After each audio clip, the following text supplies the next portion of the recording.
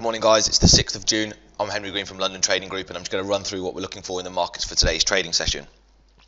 So the horrendous jobs report, non-farm payroll report on Friday saw the dollar significantly sell off. So there was expected of 160,000 and there was only 38,000 jobs created. So that was a really bad number for them. The unemployment rate actually went down by 0.2%. So it's a little bit mixed, but certainly the dollar was sold off significantly on Friday. So that's what we're going to look for today, maybe a continuation move. I certainly am.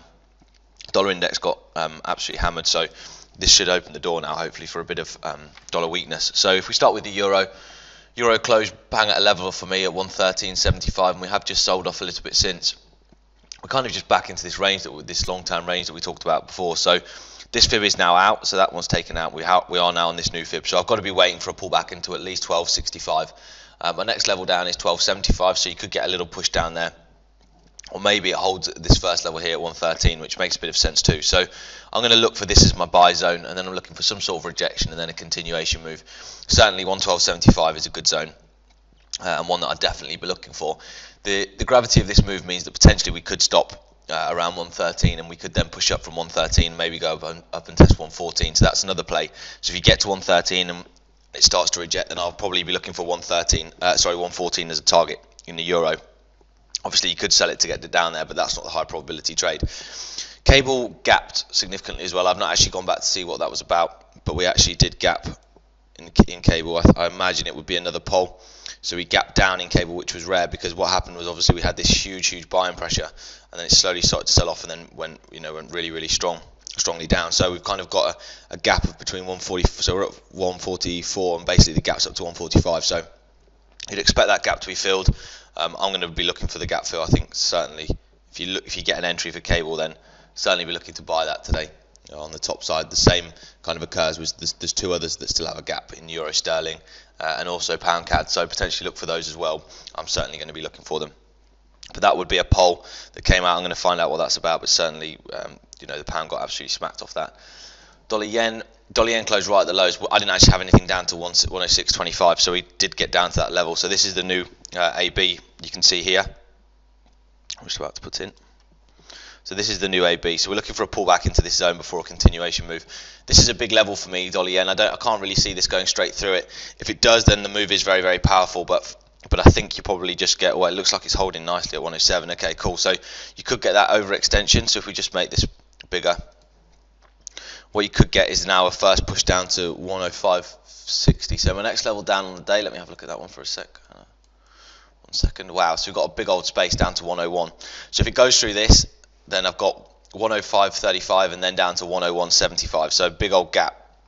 And maybe we do just hold at 105.35 in that zone somewhere.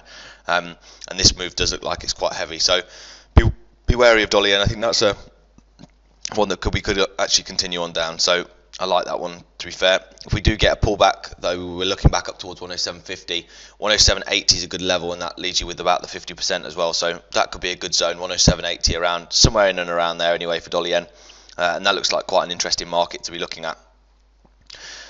Dollar CAD, let's have a look at that one.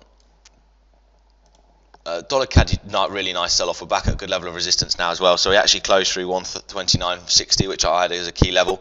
And this could be now the start of the sell-off in dollar CAD again. So what happened on the daily, if we just map it out, we pulled back to 38, we went up to the 127.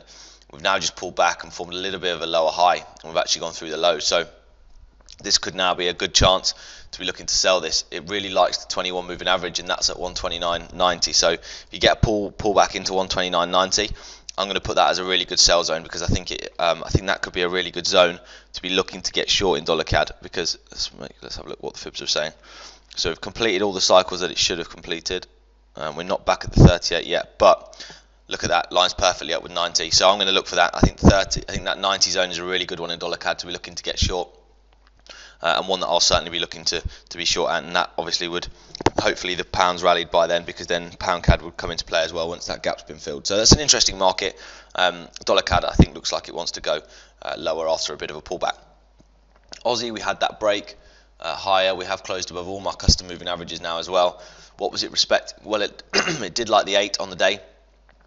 The 21 not so much, but so far we're now running up towards the 200. So 200 comes in at 74, so be wary of that level. 73.30 is where we're at the moment. This pullback needs to get to the 38, so that's at 73, and that's quite a good level of support down there, to be fair. So I think, again, if you get this to pull back into 73, that looks like it's the sub-fib D down as well. So I'll pull back into 73.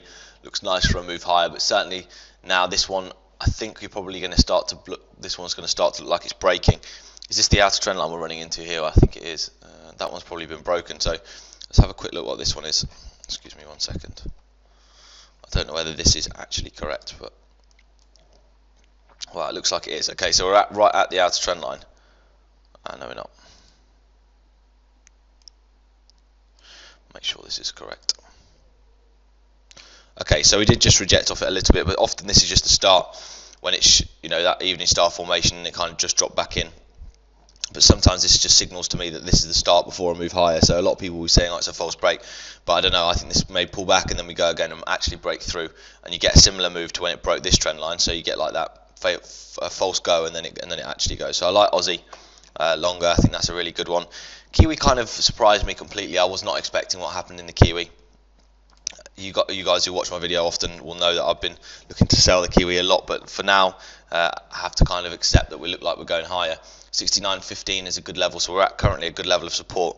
I do think it gets down to around 68.80 before then a continuation higher, but certainly there's a big odd day on Friday and a nice hold up there at the high. So we've pulled back to a good level of support, and we've got to look now for this to go higher. So we pulled back to, well, we're pretty deep, to be fair.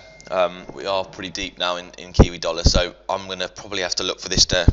You're still looking for the turn, so you still got to look for this trend line to break, but until that trend line breaks, you cannot be looking for the short side, because this market is now a fast market that's going up. So we could now just see this rally, and actually, to be fair, the daily target we're looking up towards 72.50. So let's see what happens in that one. Nice weekly close. We've pulled back perfectly into the 38, and now we could potentially go higher. So the Kiwi and the Aussie both look like we could push higher in these two.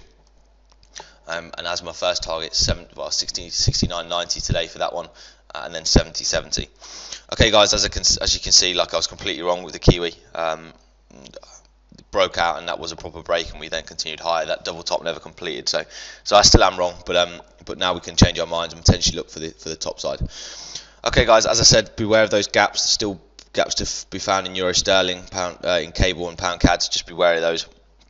But yeah, it looks like it could be quite an interesting Monday, and I'll speak to you tomorrow when I'll be back to give another market update. So I hope that's been useful, and happy trading. Thanks very much for listening.